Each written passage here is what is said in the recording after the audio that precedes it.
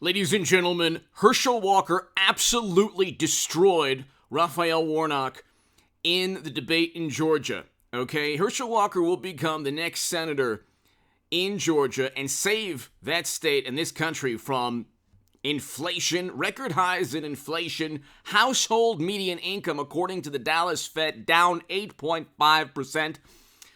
But Herschel Walker said it better than me. First of all, before Warnock evicting homeless tenants or turning them homeless, and that's according to Fox News, that's according to the Center Square nonprofit cries foul over Warnock's Georgia Church's eviction policies at apartments it owns as they take thousands of dollars. Warnock takes thousands of dollars of government money while he's evicting people and claiming to be a pastor and this man of God.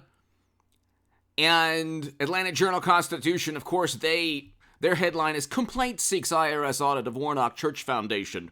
Okay, they had a field. They thought they had a field day, or they thought that they were so.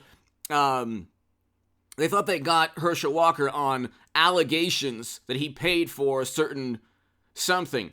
You couldn't get greater hypocrisy than evicting people after Democrats called for an eviction moratorium, after they prevented people from working because the experts and highly educated said stop, shut down the economy. But anyway, getting to Herschel Walker, Warnock wouldn't even back Joe Biden in 24. You could see he was petrified. I watched the debate. Herschel Walker did extremely well. Warnock did it was a terrible performance. Terrible performance. He was always on the defensive. Okay, let's just go through the entire debate. There is no rebuttal to the inflation. Inflation was around 2% when Biden took office and when Warnock became a senator. Okay, it is now 8 to 9%, 8.2, 8.3%. It was up higher than expected. And Warnock says, well, Herschel Walker didn't vote for the Inflation Reduction Act. That within that act, there's a reduction in price for insulin. It's like, well, Democrats always do that. There's one good thing within a monstrosity of a bill, and they say, well, you didn't vote for that one good thing. It's like, well, the Inflation Reduction Act has not worked. Inflation has gone up. Here, let me say this slowly so morally superior, highly educated Democrats can understand this. Wonderful people, so educated.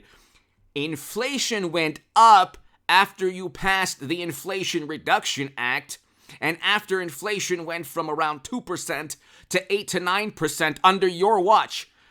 A Democrat in the Oval Office, Senate and House controlled by Democrats. The Senate and House are going to go Republican. Trump Republican, not the Paul Ryan, Kinzinger, Cheney, never-ending counterinsurgency conflicts and war Republicans. Trump Republicans, thank God. Thank the God that Warnock is probably disappointing now for evicting people and sending them and making them homeless. According to Fox News, according to the Atlanta Journal-Constitution, according to the IRS issue that he's facing. Okay? But hit subscribe to this channel. Share this segment everywhere, ladies and gentlemen. It's very important. And the Senate's going to go Republican. Fetterman is tanking beyond belief. Even Kelly had a substantial lead over Masters. Blake Masters is looking like he's going to win Arizona. You look at Laxalt is going to win Nevada. And there are other contests that look very good for Republicans. But Ron Johnson's easily going to win in Wisconsin. But really quickly, household median incomes are down 8.5%. Subscribe also to the Stock Market Crash channel. I'll have a live stream on this channel today by around, I would say, I'm going to try to do it a little earlier. So maybe 5 p.m. But check out the live stream today earlier than usual. And if you want to give a super thanks, the super thanks is below next to the like and the share buttons. To my new Patreons, thank you so very, very much. So Herschel Walker brought up crime. Democrats wanted to defund police. Okay? Herschel Walker, Democrats make a big deal about image. So they say, oh, that's a prop, that's a badge. He got that from law enforcement. That's different from him having worked as a law enforcement official. But anyway, law enforcement backs the Republicans in almost every state. So Democrats are not only soft on crime, they're presiding over a tragedy in terms of crime soaring in Democratic-run cities where criminals are, guess what? This is going to come as a surprise and a shock. It's going to stun the morally superior, highly educated Democrats who vote for recession and vote for an invasion in Europe. Criminals are using firearms, that's right, obtained illegally. Because guess what? Criminals don't care about the law. So Democrats hide behind, well, we have legislation that will protect people. Legislation in Democratic-run cities is not protecting. Crime and homicides have gone up, including major cities in Georgia. But it's the economy, stupid, which is what Democrats used to understand, okay? You could like Bill Clinton, I could at least say, be objective. The economy was good under Bill Clinton. Oh, finally, you said something nice about me. The economy was good under Bill Clinton, okay? And so, but the economy is terrible. We are tanking. I predicted the stock market crash in the Federalist. Read my article in October of 2021. When I used to be the biggest Bernie Sanders booster on the internet, according to the Huffington Post, and the unofficial scribe of Sanders' most hardcore voters, according to the Washington Post, and I became a supporter of President Trump, I wanted a great economy.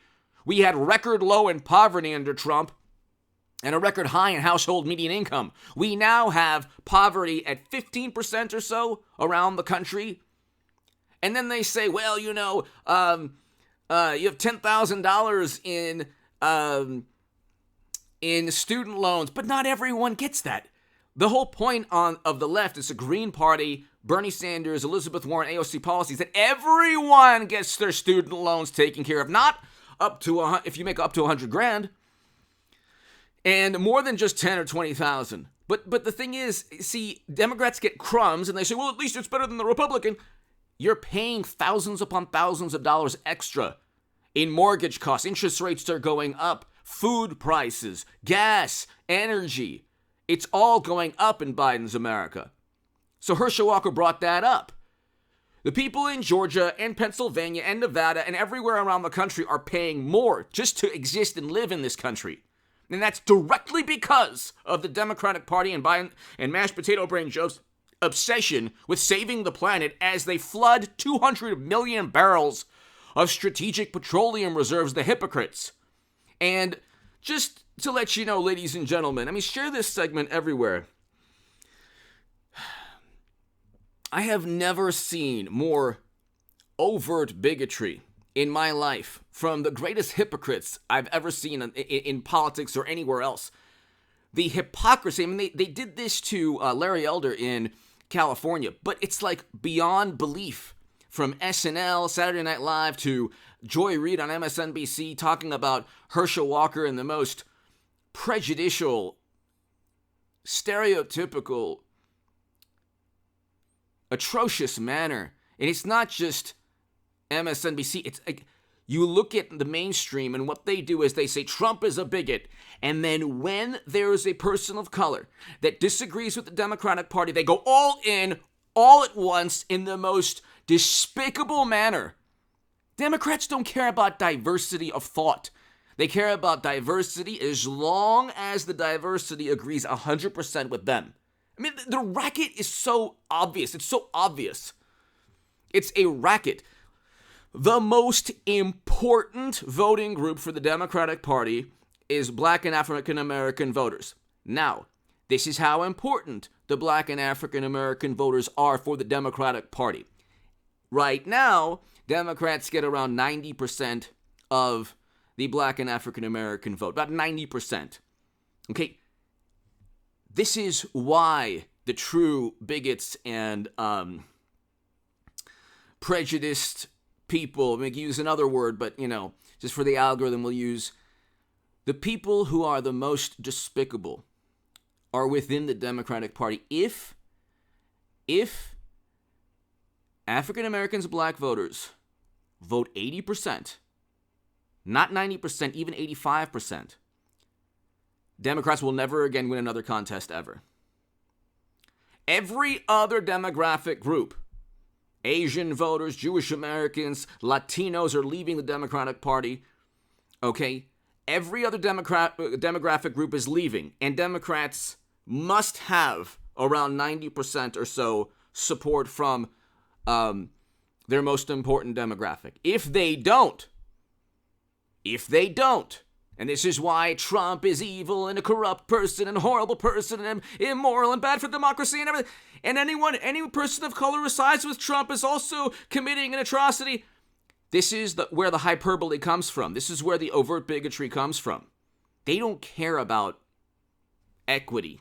They care about buzzwords and this bizarre cult-like propagandistic, these phrases, this phony belief system they have, only because if they don't have the support of their most important demographic group, they will never again win.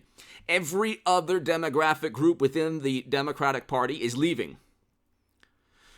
The only demographic group that's actually around still 90%, 89, 80, 88, 89, 90, 91% support is Black and African American voters. So think about that for a second. If Democrats get to 85% or 82%, or God forbid for them, 78%, or God willing for the country, but if it gets to where Latino voters and Asian voters are, around like 30 to 33 to 34% for Trump, as opposed to 10% for Trump, Democrats will never again win. And you can ask any pollster that. And that I'm 100% accurate on that. They won't even win a House contest. Most House contests.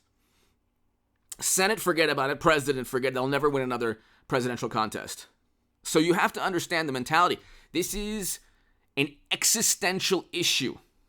If they don't disparage Herschel Walker, the existence of the Democratic Party, if they don't disparage Trump, if they don't demean Trump Republicans, like mashed potato brain says, Republicans, if they don't create this nightmare while they preside over poverty increasing, inflation, an invasion in Europe, real wages down, and interest rates going up, a stock market crash that I predicted in 2021. If they don't go all in, they'll never again win another presidential or congressional contest. Because every other demographic group has left the Democratic Party or is leaving. Okay? Anyway, that's very important in understanding what they're doing to Herschel Walker.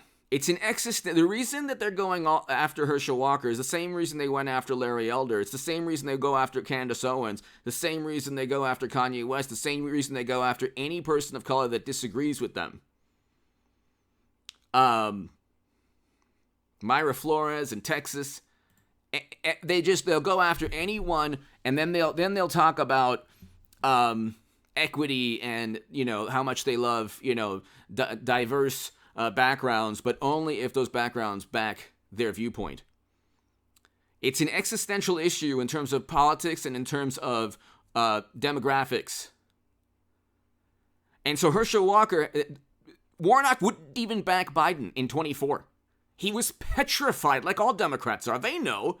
Everyone sees what's going on. You have somebody one fry short of a Happy Meal running the entire country. And nobody looks like... The Democrats have horrible poll ratings. The president has horrible poll ratings. Warnock is losing his lead, and they have everybody from the Washington Post to the New York Times to MSNBC, CNN, everybody propping them up. And Biden goes to Charlemagne the God. If you don't vote for me, you ain't who you are. And so you have to understand Herschel Walker, he ran over Warnock like on the goal line, like Bo Jackson did to Bosworth. Love Bosworth. Love Bo Jackson. You see my Raiders jersey right here. It's Bo Jackson. But iconic play. But anyway, Herschel Walker, this was like he completely decimated Warnock. And when you're evicting people, you're a much greater hypocrite, even if, look, you're a much greater hypocrite than you can possibly imagine. You're a pastor evicting people.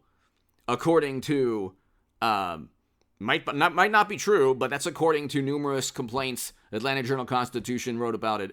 Fox News talked about it. A whole bunch of publications talking about it. And Herschel Walker was right. He didn't write the articles. That's different, though, because you have a money trail. It's a little bit different from the Daily Beast article quoting somebody, which could be true. That article could be true. The greater hypocrite, however, is Warnock, when you have a money trail where he's taking money while evicting people, while his charity is evicting people, and he's a pastor, which makes it, how are you a pastor and you're evicting people? I don't understand that. But if you're a Democrat, you can get away with any hypocrisy. It's called whataboutism. So when they get caught red-handed, they say, well, whataboutism? And it's like, well, no, it's called hypocrisy, my God almighty. Anyway, hit subscribe to this channel, ladies and gentlemen. Very important segment, people. I understand that, there's kind of like, I would say, what's the word? A malaise.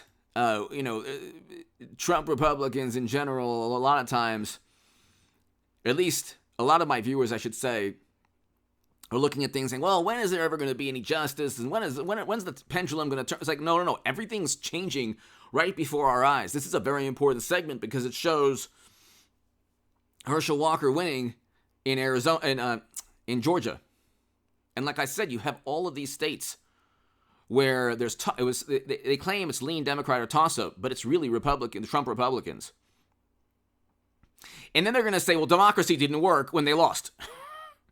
Then they're not going to accept the fact that they lost after they said Trump didn't accept the fact that he lost. I mean, do you understand? Everything they say, just reverse it whenever things don't go their way. A judge rules alongside Trump. That judge is bad. So anything that happens in terms of politics that doesn't suit them, they reverse course. It's just the way they do things. They have no concept of hypocrisy or irony or anything. Anyway, hit subscribe to this channel, ladies and gentlemen. I'll be back in a couple of hours with another upload, I believe. And I'll have an earlier live stream today. Be here for the live stream. Thanks, everybody.